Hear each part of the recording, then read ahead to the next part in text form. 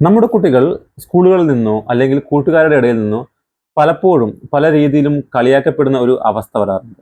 അങ്ങനെ കളിയാക്കപ്പെടുന്ന കുട്ടികളിൽ സ്വാഭാവികമായിട്ടും വരുന്ന ദേഷ്യം അവർ രണ്ട് രീതിയിലാണ് കൈകാര്യം ചെയ്യുന്നത്.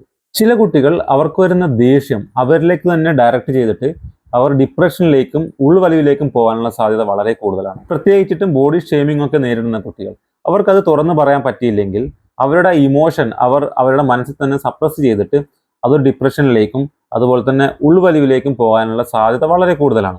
എന്നാൽ മറ്റു കുട്ടികൾ ദേഷ്യം വരുമ്പോൾ അവരുടെ ദേഷ്യം പുറത്തേക്കാണ് കാണിക്കാറ്. മറ്റുള്ളവരെ ആക്രമിക്കുകയും മോശമായ രീതിയിൽ സംസാരിക്കുകയും ചെയ്യാനുള്ള സാധ്യതയുണ്ട്.